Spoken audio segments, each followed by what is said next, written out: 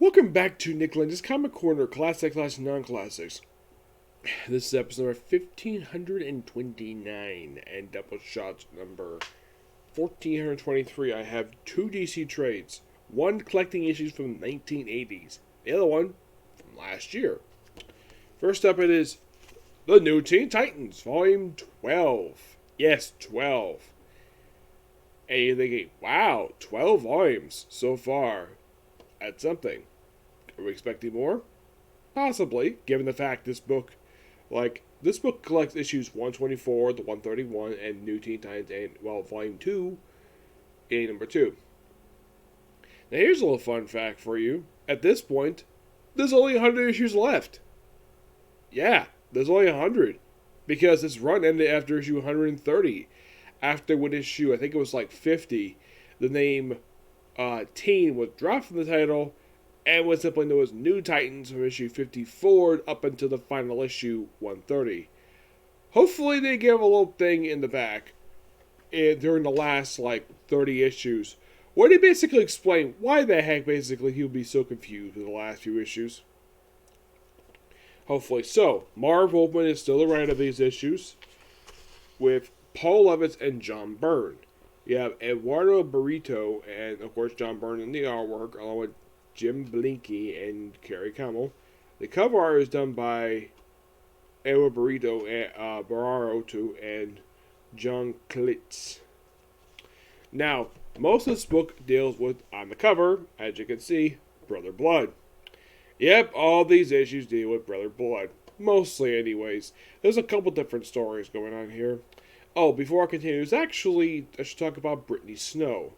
Brittany Snow, who has been sort of a recurring antagonist toward the Teen Titans, not being a particular villain for them, just someone who basically is their biggest critic, who hates the Teen Titans because they dare go up against the awesomeness that is Brother Blood. That is from her perspective. She thinks Brother Blood is an awesome person, despite the fact he's leader of a freaking cult. And you think bias reporting is only a product of, let's say, in the last 10, 15 years. Oh no, we've had as far back as in the comics as far back as the 80s. Yep. Now, we do get to deal with stuff with Steve Dayton, him and his hybrid. They were with him for a few issues. But pretty much a lot of the rest of this is mostly Teen Titans trying to go after Brother Blood because he got resurrected. Despite being killed off a year prior to this. Comes back, and all the teens kind of get captured. Now, we also have Francis Kane, who was at this point dating Wally West before he met Linda Park and had 2 kids with her. Of course, basically, Francis Kane was not... She's also known as Magneta. She's basically a metahuman. She, of course, she basically was Wally West's girlfriend at this point in time, because in the 90s, it was Linda Park. I think it was Mark Waid who actually hooked those two up. I think so. Either him or William Mr. Loeb. Excuse me. So, when the Teen Titans get captured, she puts a call out for help. And who answers the call? Why, it's Batman, Dr. Midnight, Booster Gold, who was wearing a cape for some reason, John Stewart, his wife, I don't remember her name, and I think this is supposed to be Major Victory. Yes, this is who answers the call for Magneta's help to help the Teen Titans. But then the very next issue, oh, by the way, I should point out, though, issue 24, all those Titans that basically that Donna Troy had assembled, I believe was issue 19, by issue 24, all but Speedy left. Though, actually, Wally West did stay on the team. Him and Roy did stay. Everybody else left. Robin came on the team briefly, just so he had to go back to Gotham City because Batman would be worried about him, obviously. Now, Robin does come back in these issues, plays a minor role to help out the Teen Titans because, yeah, we have all these here people. We had basically he'll be influenced with Brother Blood to get this, trying to march on the UN, the White House, and a few other places. So the heroes that Francis Kane spent calling to go out and help the Teen Titans, they rather go out and help these other people. Yep. And she couldn't contact anybody else. She couldn't contact Superman. Couldn't contact Wonder Woman because she was active. This actually, let's see. These issues were released in from October 1986 to May 1987. So Wonder Woman, maybe. Wonder Woman is a maybe. But they couldn't contact anybody. Heck, they couldn't contact more Green Lanterns. That would have been nice. Nope. They rather do something else. So it took Robin, who at this point was Jason Todd. By the way, Marv Wolfman basically wrote Jason to be a lot more likable of a character than Jim Starlin did. Actually, no, it was mostly... Yeah, because the stuff associated with Jason Todd post-crisis, with him being acting like a jerk, him smoking and constantly disappointing Batman, people think, oh, was it something Marv Wolfman did? Nope, it was mostly Max Allan Collins who did that. You can't blame Jerry Conway for that. He created Jason Todd, yes, but he didn't create the version that people didn't like very much. The one that was only around for about 2 years before being killed off while Dick Grayson was up in space. Again. So yeah, it took basically Robin disobeying Batman to help out the Teen Titans, and they defeated Brother Blood. Yep. Also, apparently, Superman decided to help out. Yes. They did contact them. So basically, Francis Kane's like, oh no, I do it myself. Like, so, yeah, the way Marv Wolfman basically wrote this character, like, you could have had somebody stay with Francis Kane. You could have had, let's see, who could have teamed up with her to basically help take out, like, you could have Booster Gold help out. It'd be nice to see Booster Gold take out Brother Blood. Nope. Superman? Nope. Nobody can help Francis Kane. For some reason. Not even Dr. Light. By the way, Dr. Light actually has appeared in these issues. Yep. Eventually, of course, Brother Blood is defeated. At the end of the story. And of course, Rob basically, well, says he has to go because, well, Batman will be worried about him. Francis Kane runs off with Wally. Dick Grayson fully come back to the team. And also, I should point out, though, they did have one person help the Teen Titans to take on Brother Blood. Robot Man of the Doom Patrol. Yep. Now, their series had technically not started up yet, so he probably was here just for a quick guest star appearance. Yeah, I like the romance stuff, but man, like, really, Marv Wolfman? Why the heck did you write these superheroes this way for? Where Magneto contact these superheroes, and they just couldn't bother to help them. Because I get the fact, yes, you had to split people off to deal with these other threats. Okay, fine. But you could have one of them stay with them, with Magneto. You could have had Major Victory, might have been interesting. Heck, it would have been really cool if Superman, yes, Superman, would have basically battled Brother Blood. Nope. Francis Kane, all by herself, basically spent all this time. It's almost like calling these heroes, from her perspective, was a waste of time. Mostly, anyways. Now, why Booster Gold is wearing cape, I don't have any idea, despite the fact he was actually active in the JLI at this point. He wasn't wearing a cape like this.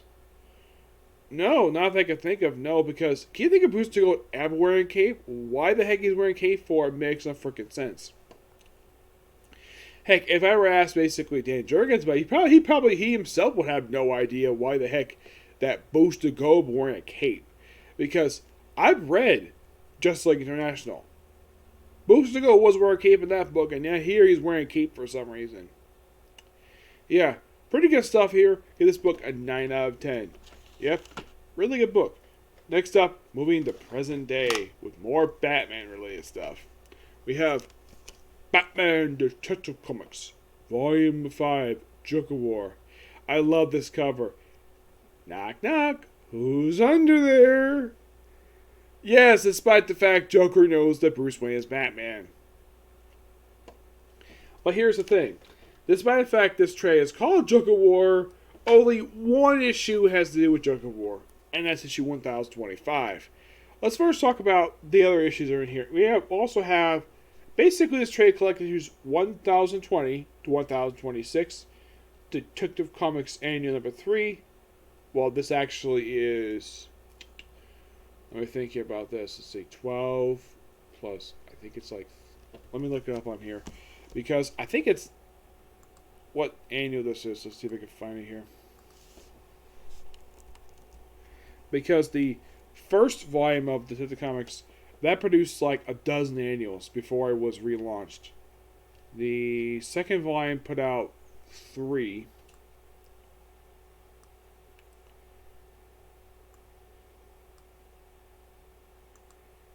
And let's see, so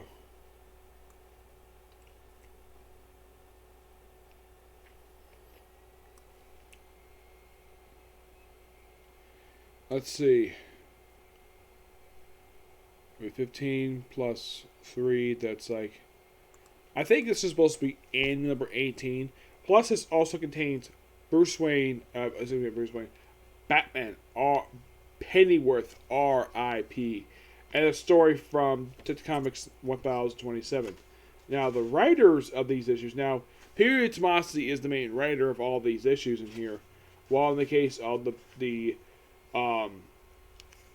Alfred R.I.P. is written by Tomasi, Jameson IV, and Margaret Mackay. The issue itself mostly deals with the aftermath. It's mostly everybody mourning the death of Al Pennyworth, who died just prior to the events of City of Bane.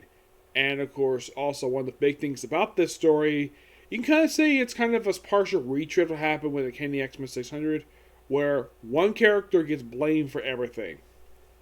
Yes, all this stuff crazy has happened. Like, Batman going to the beach, despite the fact that, well, Bane took over Gotham City, Alfred dying, like, a lot of this stuff, basically, it's happened during this period of time. Yep, gets chastised for that. It's a very well done one-shot. Yep. Now, in the case of issues 1000 to 1020, 1024, this is a 5-part storyline dealing with Two-Face. Yes, Two-Face.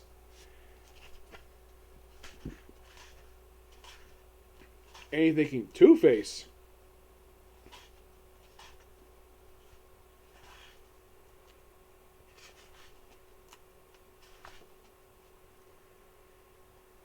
Well, most of the issues, I think it did with Two-Face. The first issue, just a standalone issue.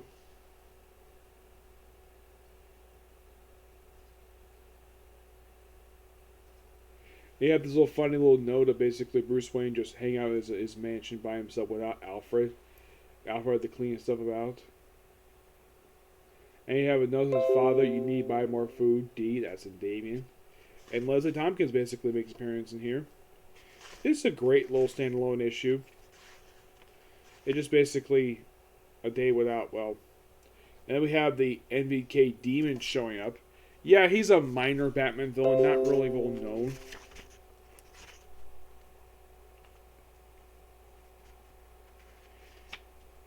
And then you have a little feature known as The Week.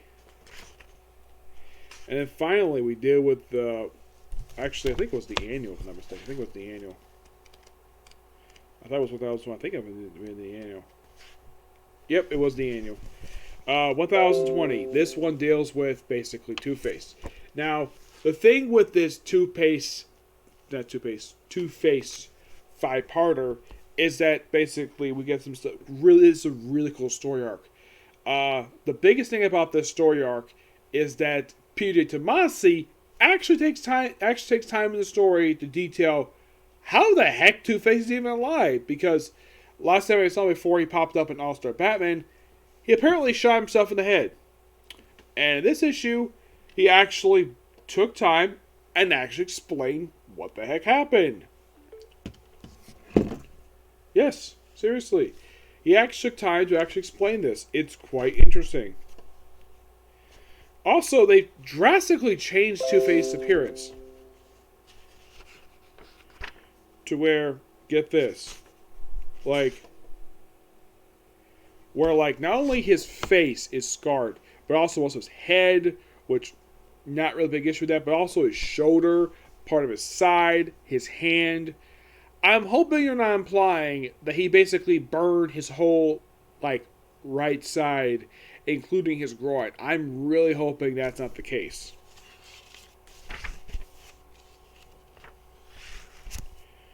So yeah, like here's Two-Face without his shirt on, and you can see, I'm not going to show it in much for gore detail because, well, yeah, apparently they decided to have this happen to Two-Face.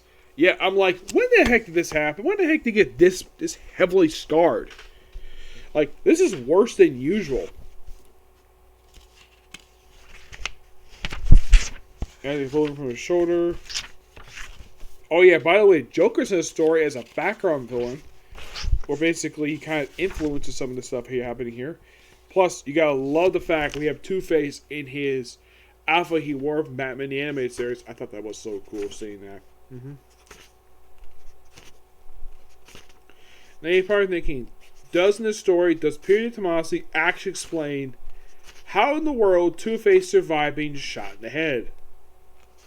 Well, yeah, he does, in a flashback. Yep. Let's see if I get to it. Yeah, it's a flashback at some point where some people found Two-Face where somehow he was alive despite the fact he shot himself in the head. So, then all of a sudden Joker shows up. And you're thinking, hang on a minute, didn't Scott Snyder do this with the Joker? Where he wears his mechanic outfit, has this belt around his face to hold around his face that had been surgically removed by the doll maker? Yeah, this I think is a bit questionable if this was the version who showed up to help out Two-Face. Now, the reason why I say that is because at the time this story that the Batman Two-Face 28 came out, which actually was in 2013, I think it was. This actually was it 2013? Maybe 2014. When this issue came out, it was roughly about a year after events of Death of Family, where Joker's face had been removed, and somehow he's got it back. Somehow. Not really explained here. And basically, so Joker comes in, fixes Harvey. And we got the present day where Joker is perfectly fine. Yes, how the heck... this is one thing that I tend to be questionable about the Joker. Well, here's the thing I should point out, though, before I continue here. All the Batman villains have been pretty consistently in every appearance they popped up in, except the Joker. At first, he was consistent, and then, like, after he last appeared in the family and returned in Endgame, he apparently has his face surgically returned. He apparently has got his old face back, despite the fact that in later appearances we have Joker's daughter pop up, and she's got the face back. It's not really thoroughly explained. It's almost like DC did not know what to do with Joker. Not at all. And then he does something completely kind of really weird. He breaks into a tomb at the end of issue 1022. Whose tomb is it? Like, he breaks into a tomb, like, he's coffins. What's in his coffins? Talons. And he decides to revive Lincoln March. Yes. Who at this point had not been seen since Nightwing Rebirth in 2016. So he'd been technically been dead for 4 years. So he revived him. And he mentioned, oh yeah, I served the court, despite the fact the Court of Owls is gone in Gotham City. The Gotham City branch is completely gone because Dick Grayson shut that down.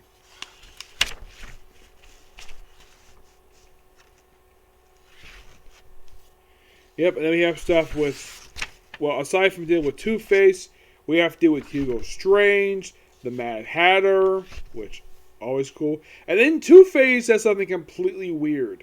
Like, somebody gave him this thing.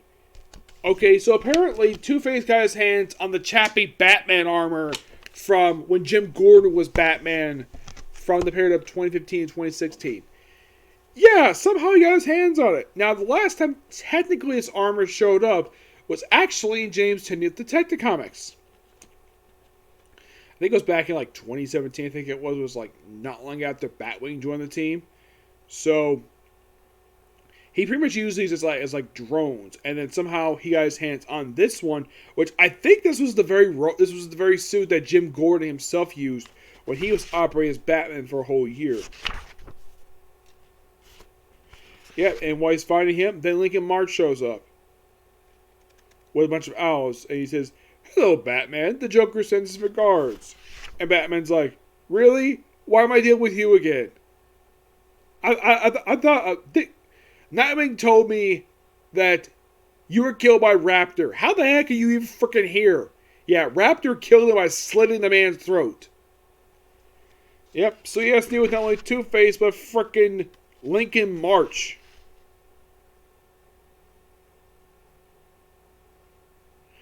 Yeah, and I love basically Two-Face. I love Two-Face's line here.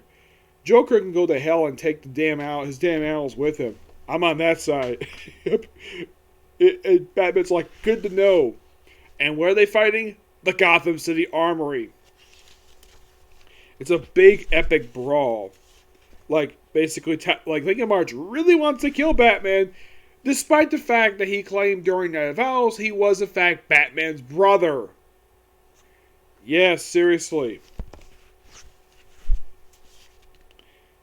So they brawl like crazy. It's nice to see his face partially. You have Joker saying, smash the subscribe button, Lincoln. Use the court serum to mix your very own Joker serum, of course, to teach Batman a lesson. Like, I love Tomasi's line, basically, having Joker saying, smash that subscribe button. I don't know if that's a nod to YouTube, but that is so hilarious. The fact Joker would say that, because Joker's will be funny. And he hits it, and Lincoln March dies. Yep, Lincoln March dies. So Tomasi brings it back to kill him off.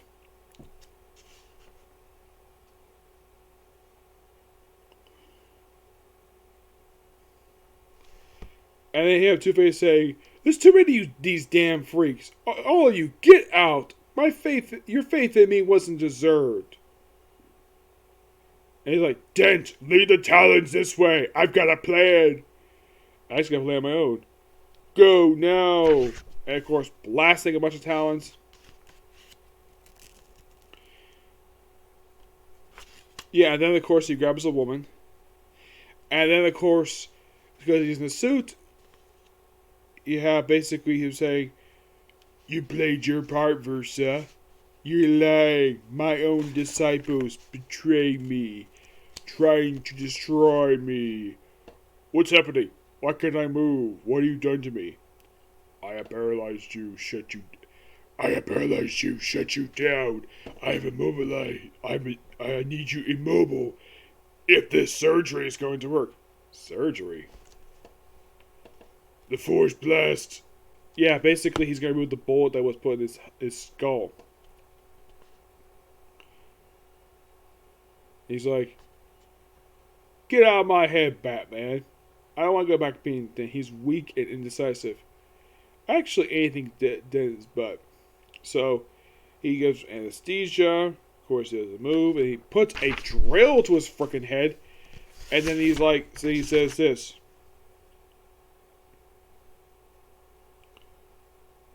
I can and I will. I sink the scope into my cowl. So basically, he puts a drill into Dent's head, and then he removes the bullet. He's like, got it. And of course, apparently Joker laughs at this, and then Two-Face is transferred to Blackgate. Not to Arkham Asylum.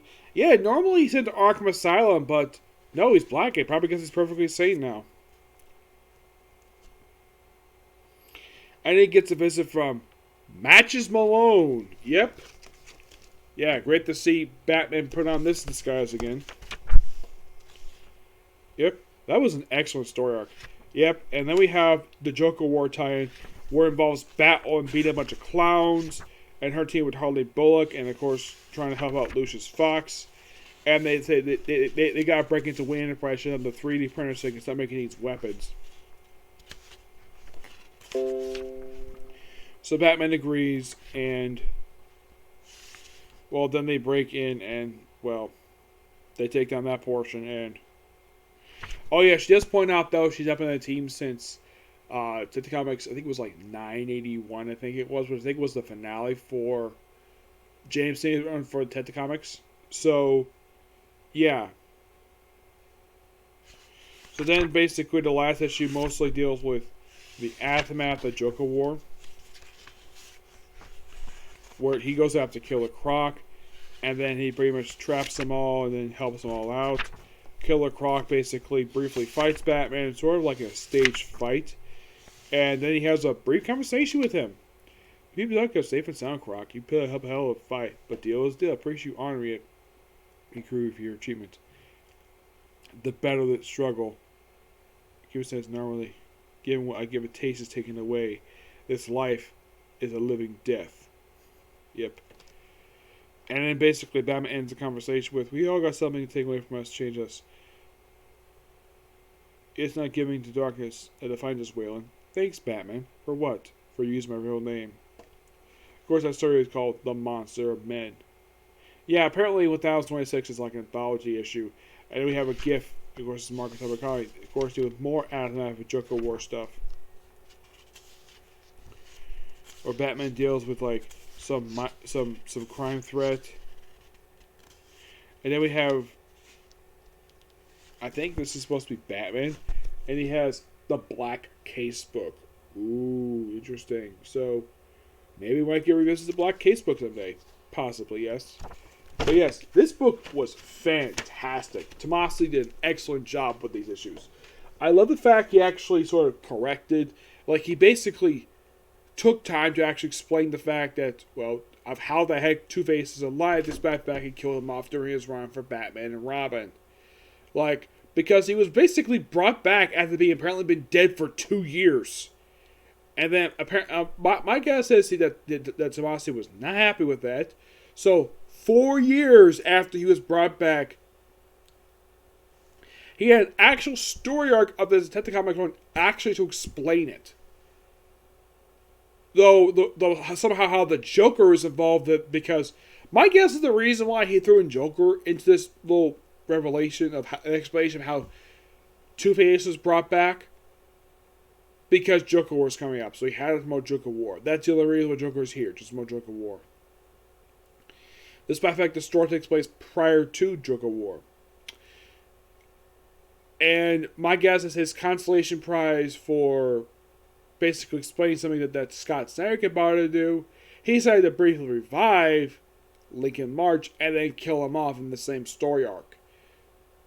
My guess is that that's probably payback against Scott Snyder for undoing something he did.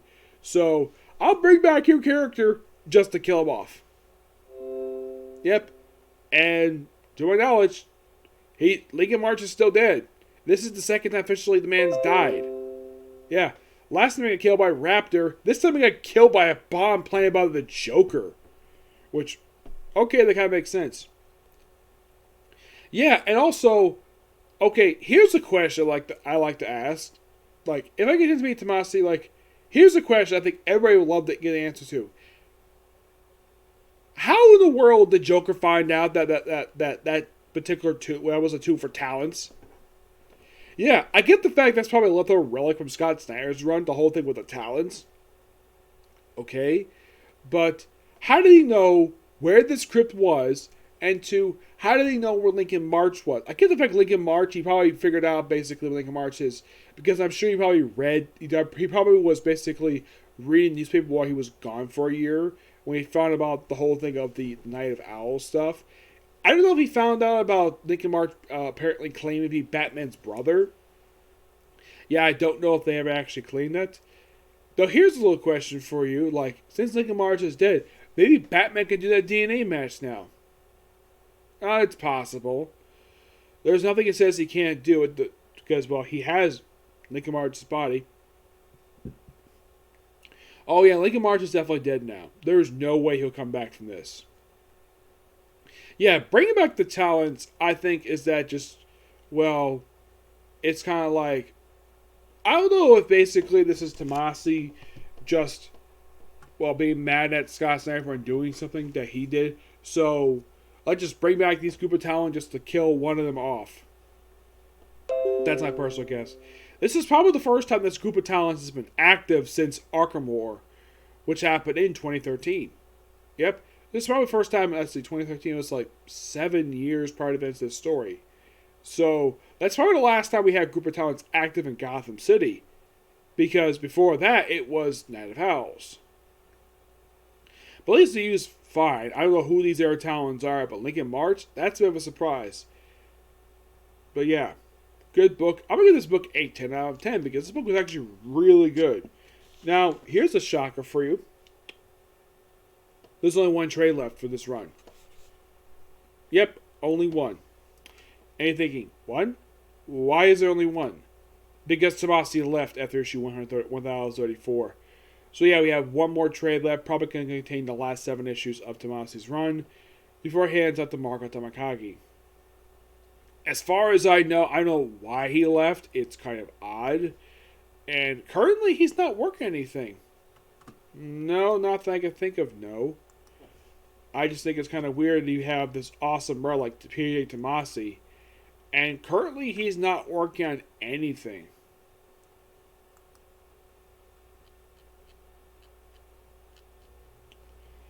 Well, he was recently working on also Images of Super Sons. Actually, wasn't it? I think it was Challenge of the Super Sons he was working on.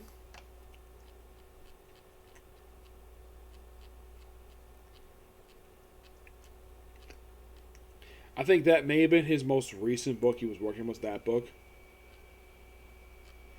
Yeah, I think it was this one right here, Challenge of the Super Sons. That's currently the only book he's working on right now. It's Challenge of the Super Sons. Yeah, but aside from this, he's not working on much of anything. No, not really.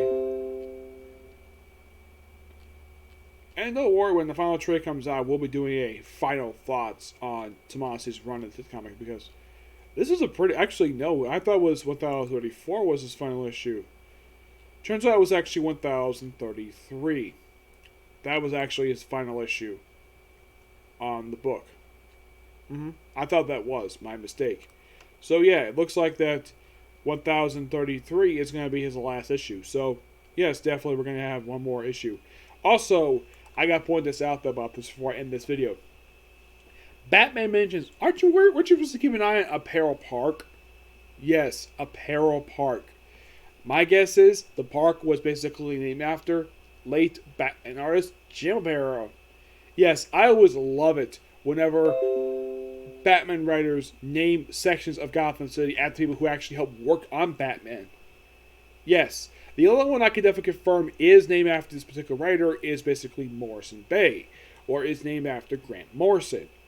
The only reason I know is named after Grant Morrison because I actually asked Tomasi himself, did it name Morrison Bay after Grant Morrison? And he said, yes.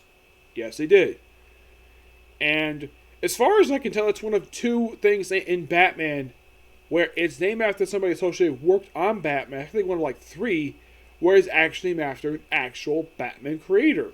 The other, of course, being Dixon Docks. I think there's also something named after Neil Adams in the Gotham City, named after him too. Which, that's great. I mean, Jim Aparo basically rightfully has earned a place in Gotham named after him. Heck, there's a place called Robinson Park, where it's named after Jerry Robinson. If you know who the guy is, he's one of the co-creators of the Joker. And yet the Joker apparently has never been to Robinson Park. Yep. But yeah, that's what I gotta say about it. Great book. I highly recommend check it out if you're a big Batman fan.